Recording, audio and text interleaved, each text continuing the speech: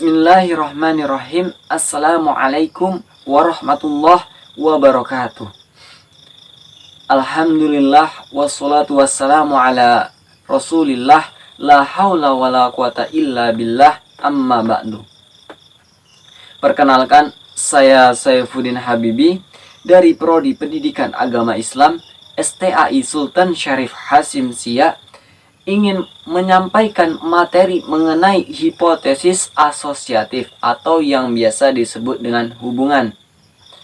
Menurut Sugiono, hipotesis asosiatif adalah suatu pernyataan yang menunjukkan dugaan tentang hubungan antara dua variabel atau lebih.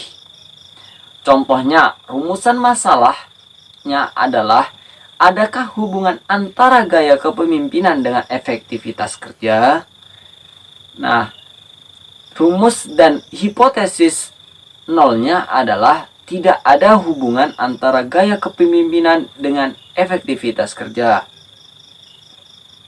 Hipotesis statistiknya adalah dapat dibaca hipotesis nol, yang menunjukkan tidak ada hubungan nol sama dengan tidak ada hubungan antara gaya kepemimpinan dengan efektivitas kerja dalam populasi.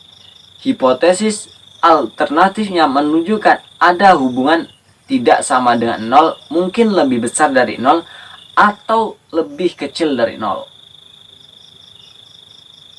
Hipotesis korelasi atau asosiatif merupakan dugaan tentang adanya hubungan antara variabel dalam populasi yang akan diuji melalui hubungan antara variabel dalam sampel yang diambil dari populasi tersebut.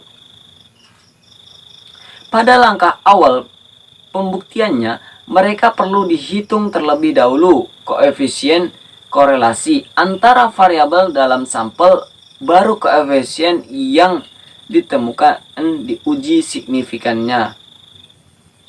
Jadi, menguji hipotesis asosiatif adalah menguji koefisien yang ada pada sampel untuk diberlakukan pada seluruh populasi di mana sampel diambil. Bila penelitian dilakukan pada seluruh populasi, maka tidak diperlukan pengujian signifikasi terhadap koefisien korelasi yang ditemukan.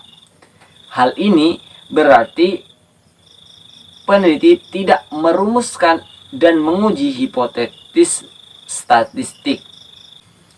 Nah, jadi hipotesis asosiatif adalah suatu pengujian hipotesis dengan melihat sebab akibat atau melihat hubungan dengan variabel atau lebih.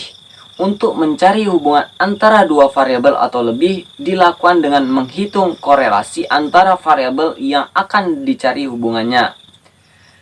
Korelasi merupakan angka yang menunjukkan arah dan kuatnya hubungan antara dua variabel atau lebih.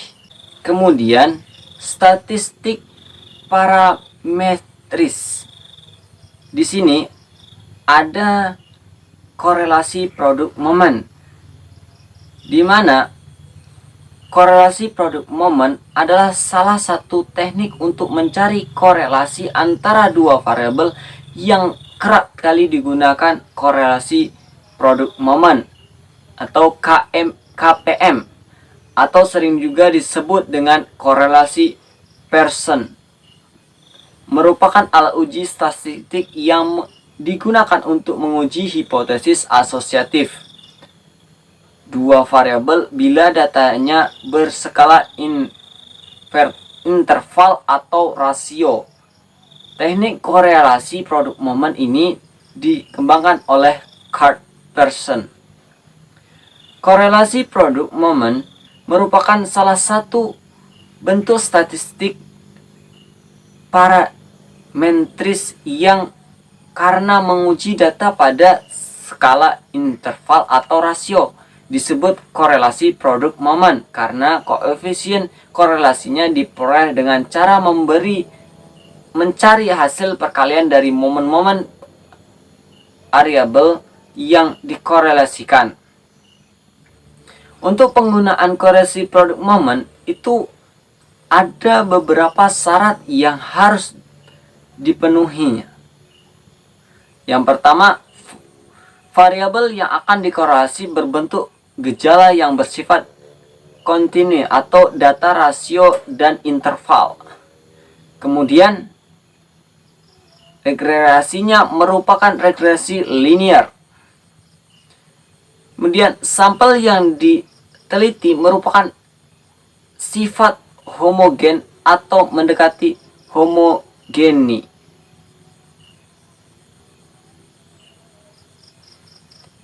Adapun beberapa pernyataan yang harus dipenuhi apabila kita menggunakan rumus ini. Yang pertama, pengambilan sampel dari populasi harus random atau acak, secara acak. Kemudian data yang dicari korelasinya harus berskala interval atau rasio. Kemudian variasi skor kedua variabel yang akan dicari korelasinya harus sama. Kemudian hubungan antara variabel X dan Y hendaknya linear. Kemudian lambang korelasi product moment. Kuat, lemah, atau tingginya rendah korelasi antara dua variabel yang sedang kita teliti dapat diketahui dengan melihat besar kecilnya angka indeks korelasi yang pada teknik korelasi product moment diberi lambang R seiring disebut R product moment.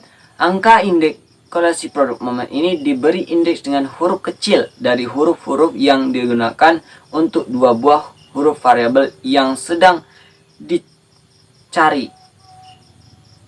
Jadi apabila variabel pertama diberi lambang X dan variabel kedua diberi lambang Y, maka angka indeks korelasi dinyatakan dengan lambang RXY. Kemudian yaitu korelasi ganda. Di sini korelasi ganda merupakan angka yang menunjukkan arah dan kuatnya hubungan antara dua variabel independen secara bersama-sama atau lebih dengan satu variabel dependen. Untuk menghitung korelasi ganda, maka harus dihitung terlebih dahulu korelasi sederhananya melalui korelasi product moment dari person. Yang kemudian korelasi parsial. Di sini korelasi parsial digunakan untuk menganalisis bila peneliti ingin mengetahui pengaruh atau mengetahui hubungan antara variabel independen dan dependen di mana salah satu variabel independennya dibuat tetap atau dikendalikan. Yang berikutnya yaitu statistik non parametris. Di sini adanya koefisien kontingensi, di mana teknik korelasi koefisien kontingensi adalah salah satu teknik analisis korelasional bivariat yang dua buah variabel yang dikorelasikan adalah berbentuk kategori atau merupakan gejala ordinal. Misalnya tingkah pendidikan, tinggi, menengah, rendah, pemahaman terhadap ajaran agama Islam, baik, cukup, kurang, dan sebagainya. Kemudian yaitu korelasi Spearman rank atau korelasi menggunakan sumber data untuk kedua variabel yang akan dikonversikan dapat berasal dari sumber yang tidak sama. Jenis data yang dikorelasikan adalah data ordinal, serta data dari kedua variabel tidak harus membentuk distribusi normal. Korelasi Spearman rank bekerja dengan data ordinal atau berjenjang atau ranking dan bebas distribusi. Kemudian adanya korelasi Kendall-Tau. Korelasi Kendall-Tau digunakan untuk mencari hubungan dan menguji hipotesis antara dua variabel atau lebih bila datanya berbentuk ordinal atau ranking. Kelebihan teknik ini bila digunakan untuk menganalisis sampel yang jumlah anggotanya lebih dari 10 dan dapat dikembangkan untuk mencari koefisien korelasi parsial. Nah, itu tadi merupakan materi mengenai hipotesis asosiatif. Apabila ada kekurangan dan kesalahan dalam menyampaikan kata, Saya meminta maaf yang sebesar-besarnya. Akhir kalam, wabillahi taufiq wal hidayah. Wassalamualaikum warahmatullahi wabarakatuh.